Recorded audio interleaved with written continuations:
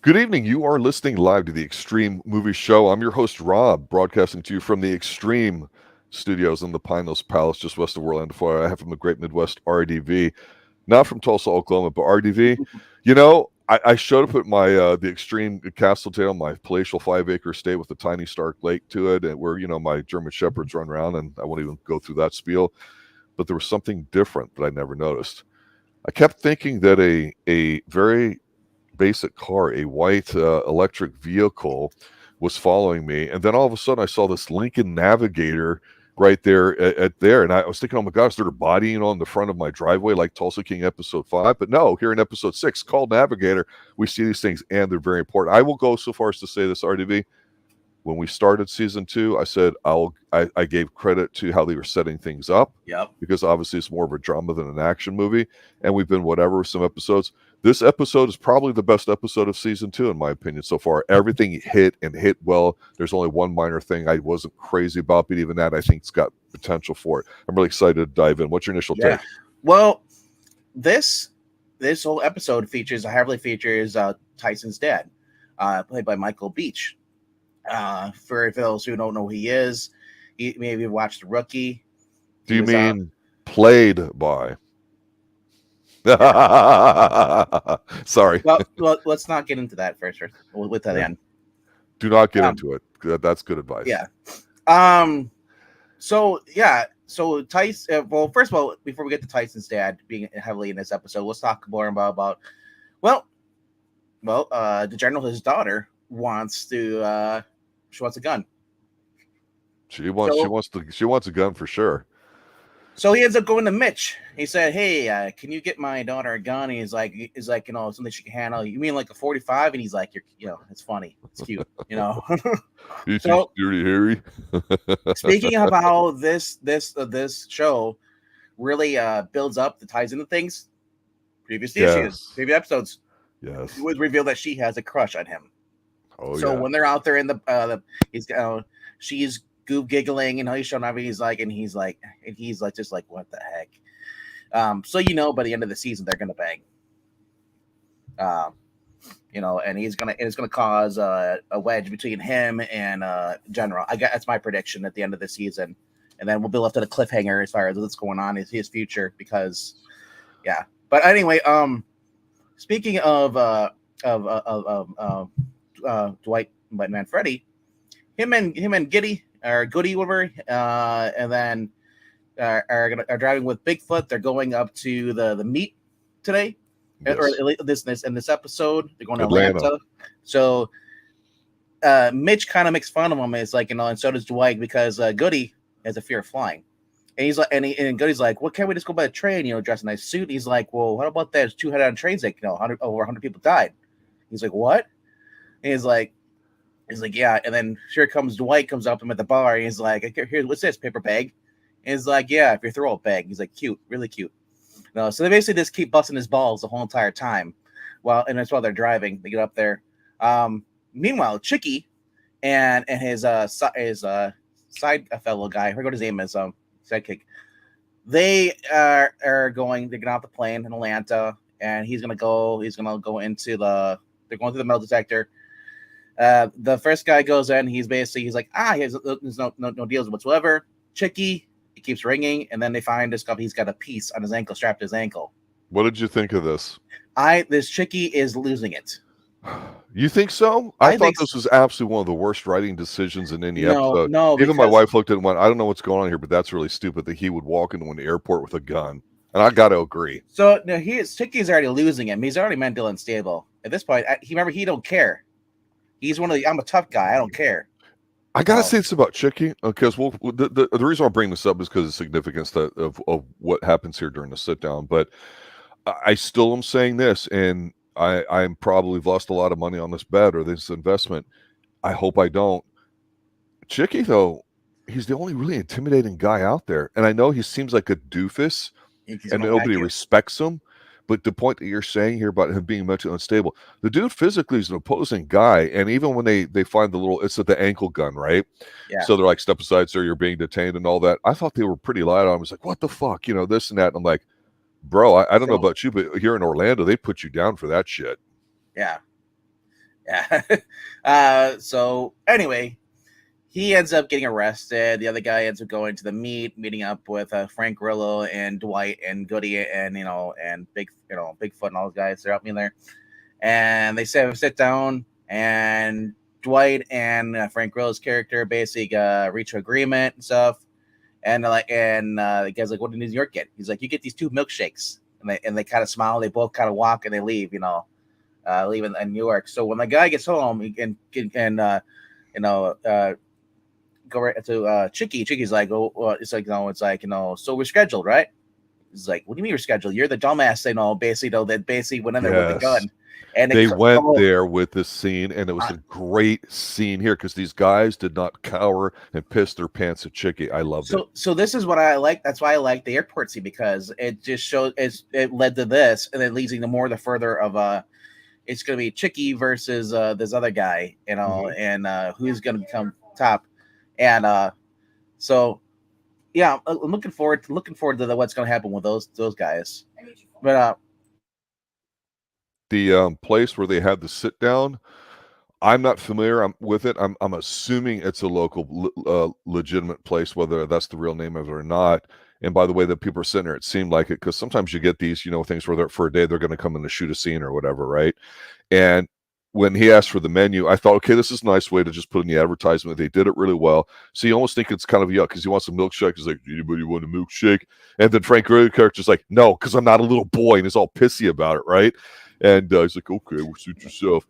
And then he's like, asked the lady for the specials, and man, the soul food was so good. They had the black eyed peas, they had this, I mean, it was just awesome. And I'm like, do you get that kind of stuff where you're at in the Midwest?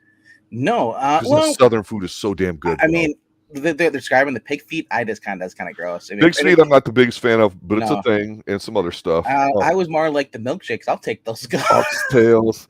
Yeah, collards, red beans, and rice. Oh, you come on, get out of here, collards. I mean, my God, this stuff is yummy, yummy. That all sounded like I was in Cambodia. Here's everything. What do you want from the cow? Where's the steak?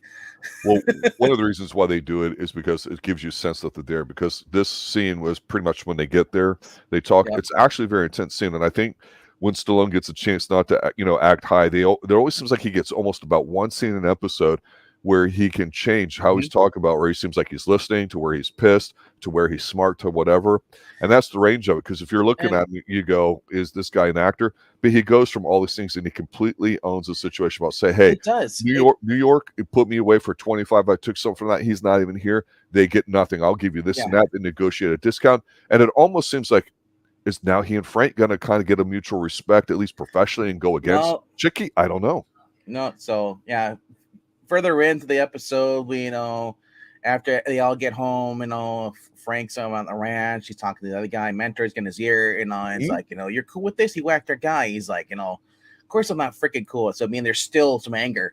Well, he says, because he took my lunch money. He goes, he goes, well, why did you let him do it? And here's the most interesting thing to me. He goes, I don't know. Like like there's something about him he admires and respects. So we also got it sounds like there's gonna be he wants some people. They're all for revenge. So we also got we're at Cal Thresher basically wants revenge too. He's like he wants, and he's like, and the guy, and then the King, Jackie King, he's trying to triad, guy says like, so he's looking at the wheat farm. He's looking at all the guys are beat up. He's like, my men are beat up. It's embarrassing. The production's low because they don't respect the guys. They look, they got their ass kicked. They don't fear them. It's like, what are you doing? It's like, it's quit these half measures. If you want something done, you do it permanently. That's how you get rid of your enemies. You kill them pretty much. And Cal's like, what? It's like, what? It's like, and they kind of get each other's face. So, we got Jackie Ching talking about murder. We also got, Frank Grillo's guy is like, we got to send him a message. You can't deal with that stuff too. So in the beginning of this episode, Tyson went to go hang out with his dad. Yep. We had, and then Dad had a few plumbing jobs to do, so Tyson was going to like escort him around. His car was van when to start. It was in the alternate. It was a starter. And Tyson said, he calls up Dwight, hey, can we use the Navigator? My dad's van's not working or whatever. He's like, and he says, I want to buy the Lincoln or whatever, or the Navigator. He's like, you sure? It's like, it's like, yeah, I want to buy it. So, and it's important that I pay it off. And the quote we keep hearing from everybody in this episode is, there's a price for everything. Yes. So he says, "Well, be careful. Keep an eye out. Keep your head on the swivel." He's like, he's like, I'm always like, what the hell does that mean? He's like, oh, there's 16 bones. Like, and he's like, what? And like these Dwight hangs up on him. He's like, you try to explain the science to somebody, and they don't care. So they go out on their thing, and so while they're running around doing the jobs, it's really cool, nice to see Tyson and his dad really bonding, because normally his dad would have been like, yes, dude, I ain't driving that murderer's car, van, Navigator. But he's kind of starting to warm up to the idea, just hanging out, bonding with the son, and they go out and do the jobs. And and when they're at the first job they're driving, he sees this little like white Toyota Prius, little piece of shit. And most unassuming car you would ever think. They keep driving, and then when they're leaving the last job, he sees it again, but then he's watching his mirror. He's starting to get nervous, and then it pulls into a driveway. Mm-hmm. So then that's all you see it. So then Tyson stays late for dinner and stays overnight at his parents' house. And then in the morning he says, "Hey, Dad, the Navigator's yours. You could have it." And he's like, "What?" He's like, "Because his dad was like, you said how you liked the heated seats, luxuries. You said this, you really enjoyed this, vehicle. It's yours. I got it for you. You can, yeah. I paid off my own money and stuff." And his dad's like, "Sure." So then he's gonna take the van to work. So it was a nice family scene, because they're eating the food that one of the guys on the job's made for him, because it was his first customer from way back in the day. They had planted the seeds in other episodes about the van not working. It was a really good scene for a setup. This was the car that was following him earlier. Yep. So then we get this really scene of his dad like, "Hey, thanks for the car, man." He's smiling, and Tyson sees the car that was following them driving away. And he's like, he quick runs to his dad. His dad's getting the car. It goes beep, and then boom. Tyson's dad is murdered. It was a bomb meant for Tyson. Tyson was already messed up before. Now he's going to be even more messed up. Yep. And now I got to feel it's going to drive a wedge between him and his folks, his mom, because his siblings are going to blame him. Yeah. Yeah. And it's just going to so Tyson's going to want murder. Now, we talked about, there's a price for everything. We also talked about how Cal Thresher's partner says no more half measures, we murder. Was it the triad, acting on their own? Or was this Cal Thresher going up to Armand? Because Armand confronted him. He's like, he saw a bogey at the pot club or the weed club business. He saw how he was all beat up. He's like, what do you mean the windmill? He goes to confront Cal Thresher. Cal Thresher says, "I own you, bitch. What do you think this was? Charity? No." And it's like, you work for me, now don't come back here again. So, and we don't know, are they going to blame it on Armand? I mean, it's just like, who hired the hit? Who is this? Well, the one concern player? I've had with Chicky, I already addressed, and the same thing I've had with Cal. I thought Cal had a very solid entrance, but he'd been very meek and whatever.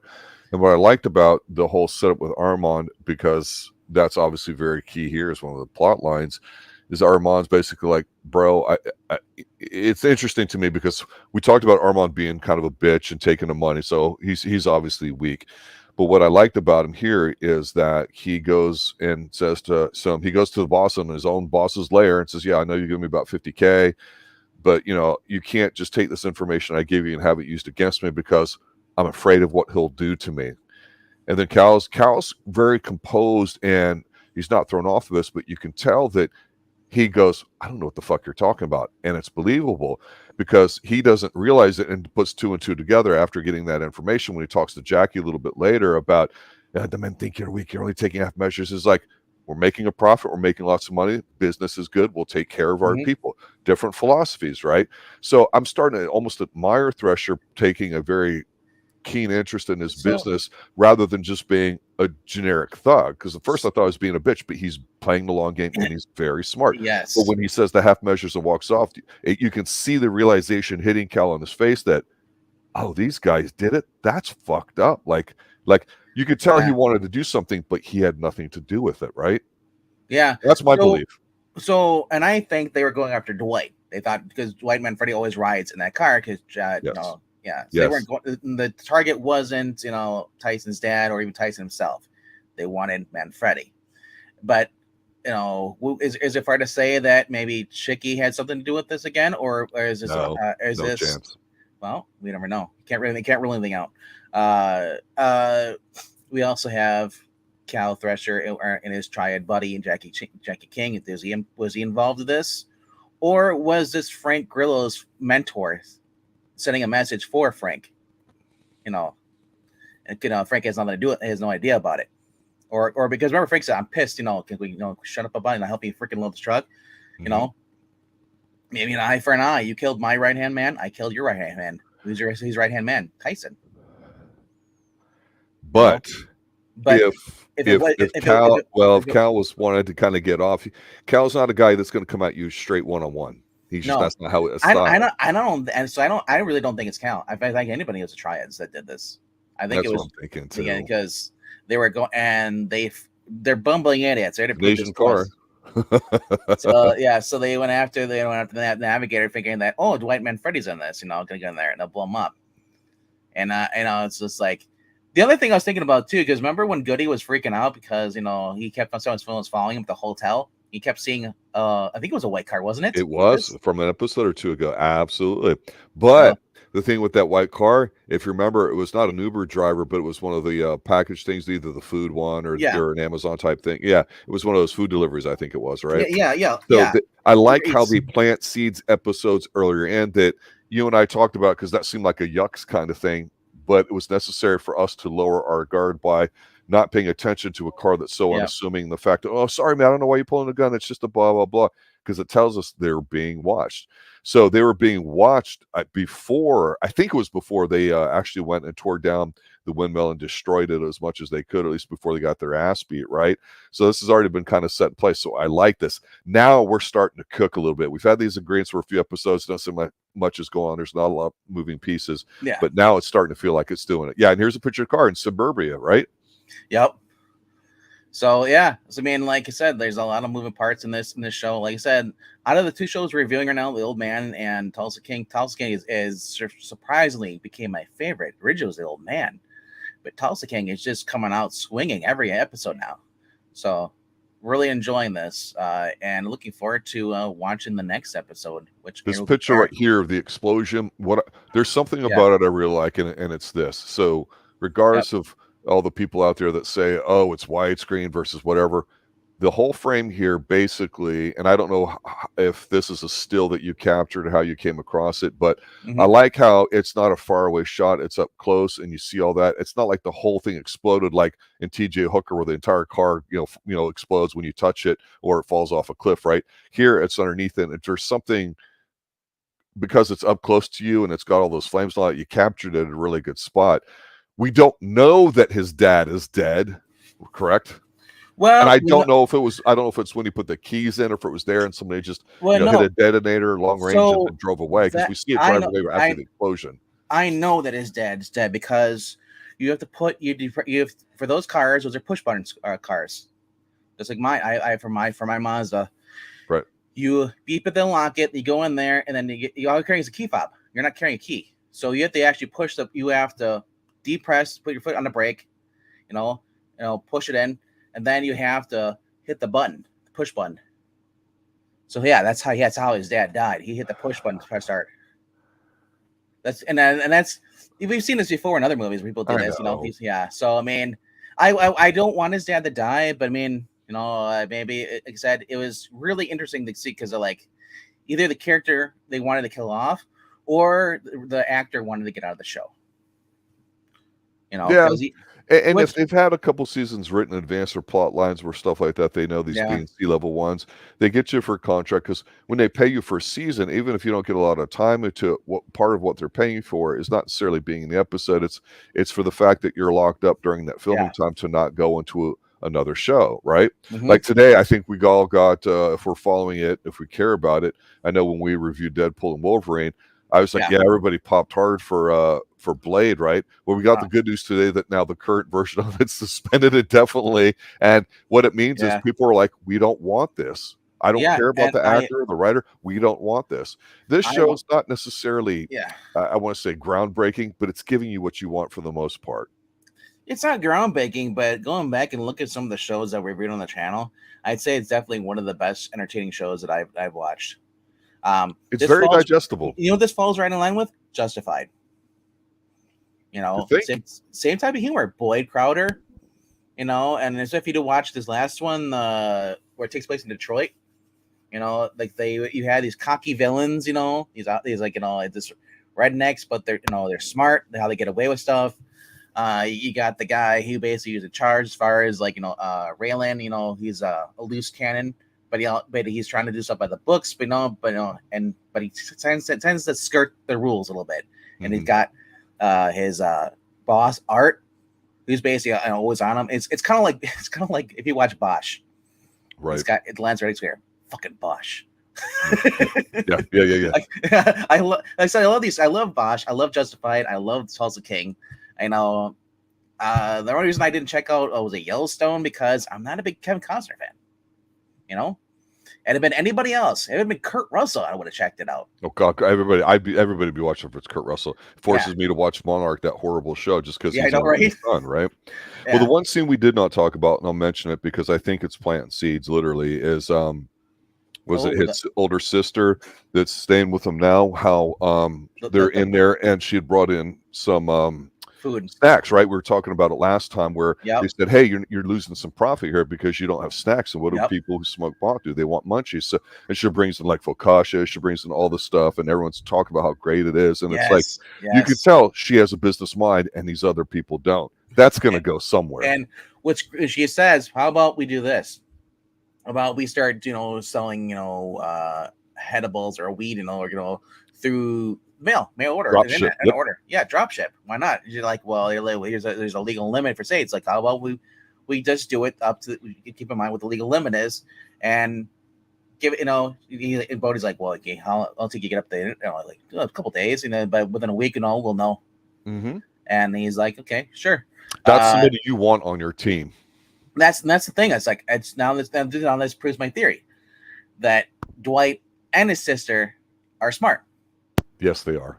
Yes. And it looks like it's going to turn into their family business. So I'm interested in going, is it going to be that way? Because now his daughter wants to learn how to use the gun. He was talking to the kids before about what school they go to and not being a wimp, not turning a tail. So it's like you're watching a mafia family in the making.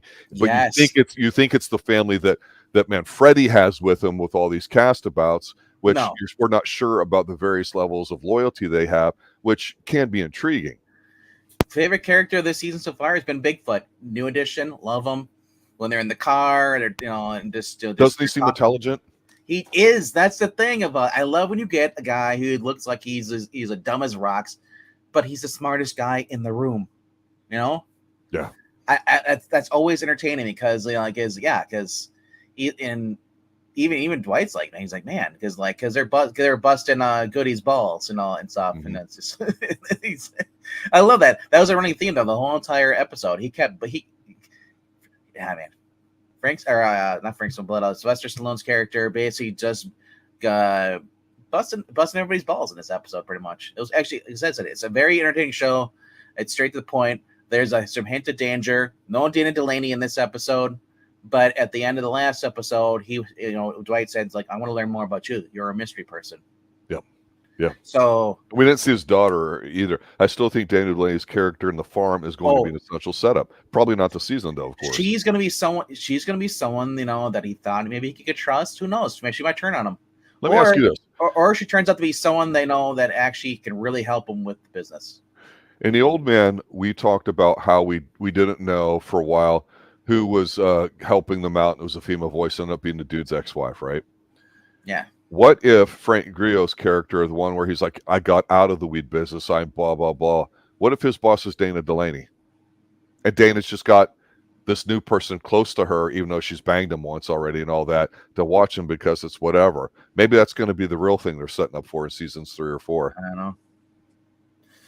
Yep. Mariah, yes, I bring up Ben Grimm. Ben Grimm's an idiot. You know, he's a chickie. It's Unless it's Tulsa anger. King time. Yeah, Chicky looks like a Ben Grimm, doesn't he? Doesn't he? Yeah. So All right. little. Any predictions for the next episode or two as we're Oh man, finishing up season I 2? haven't looked. I haven't looked ahead on IMDb to see exactly what the actually is going to be as for the what the plot is. But I mean, Tyson is going to be devastated. You know, he said his family is now the fallout of his dad being murdered. Tyson, they knew his mom knew to the extent that Tyson was with some bad people, or not bad people, but as far as he was involved with a gangster. And now his dad, he's going to be devastated. We don't know what Tyson's going to do. Is he revenge, or if he's going to go the other route in this, be to try to take himself out of the picture. Who knows? But we do know that Tyson has some repressed anger. We saw him beat up the triads, and when he finds out that the first thing he's going to think is going to be Cal Thresher. I guarantee it.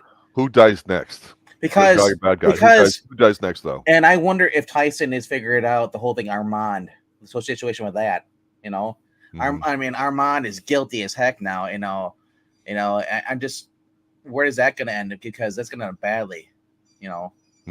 But yeah, like I said, man, I if anything, I think it's going to be Dwight. Dwight's going to be like after him, because he knows that they're coming after him. So I think he's going to go after Cal. The end of this bullshit, because I don't think it's Frank. I think it was the triads. So I think that's what's going to happen. You're going to see Manfredi going up to their farm and basically confronting Cal Thrasher with this bullshit. You killed an innocent man. You come for me. You come for me. You don't go for an innocent man. We've always said before too, when we launched the Extreme Movie Show, about the whole template where you just get all this built up stuff and you're waiting for that one final thing. And everything clicked on here. The acting, the characters that we thought might have been a bit shallow or haven't really stepped out or stretched a little bit, they did. They all hit. Even Chicky was a bit of a wuss ass. I think still feels a little threatening. I like the fact his boys called him out. There's just really a lot to like in this episode. It's really hitting. It's when you're doing all your cooking and all your prep work and you're doing everything and it's cooking. Nothing seems to hit, but now you're getting ready to pull out of the oven. And you're like, hey, shit, I got something here. I can't wait to take a taste. And that taste is going to be the final 2 episodes of this season here. It's peaking better than I think season 1 did. And I got a feeling at the end, I think either Cal's going to die or it's going to be that Jackie King. They're going to keep Cal around. He's too smart. He can't die. You think? I do. I think so. I mean, that would be a plot twist if Cal gets bumped off because this guy is sick of dealing with him. And because his Cal's, remember, he's not a gangster. But as a viewer, wouldn't you agree that he's got some charisma? Like you're curious about Cal, like he's effective. The other guy's just musclehead. He's indifferent. If he wasn't on the episode, you wouldn't give a shit, right? Cal, you're emotionally invested because he's proficient at what he does. I'm emotionally invested in both those characters because Cal. I mean, we don't know if Cal is capable of murder, but we know that Cal, likes to prey on people who won't fight back, like Armand. That's weak to me. Where there's other guys. There's other guys he's a predator, like though. This other guy, Jackie King, is like Bull Young. He don't give a shit. He's gonna kill you. Literally, because he saw him. So and that's another thing too. I just remembered after he basically fought with Cal, Jackie Chan goes up to the guy's bruise, and they kind of pauses there. So it was Jackie Chan that ordered the hit. I guarantee it was. Absolutely. I'll be shocked if it wasn't. So yeah, we'll find out. Because especially if Dwight goes and confronts Cal in this next episode, Cal's gonna be like, "What the hell? You went and did it, you idiots!" Now I'm accessory to murder. Yeah. So we'll find out. Hopefully, Cal keeps his nuts. Good episode, everybody. This is something you need to check out. If you've been watching it like after we've been reviewing it, or you've already seen it, great. Man, I was impressed by this episode. It was a lot of fun. Yeah, like I said, this is one of my favorite shows currently on air now. I'm still waiting for The Rookie to come back with season 7. That's until January 25th, I think it is. Mm-hmm. Very good show. That's another one. We haven't reviewed it on here, but I've been watching that on ABC with Nathan Fillion. It's a remake of the 1970s, I think it was. The Rookie. Rookies, but instead which is the basis for what TV show? The basis for T.J. Hooker, right? Correct. I believe so. I'm guessing. I'm not sure. I believe that's true. Right. I don't know, but it's a good show too. But all right, guys. We'll see you on Sunday for Yes, you will. Dracula. The original, 1931, I believe. Or Undead 33. and Loving It, right? No. Oh, that's a rough one. Good night now. She said, it sucks. I don't count on it.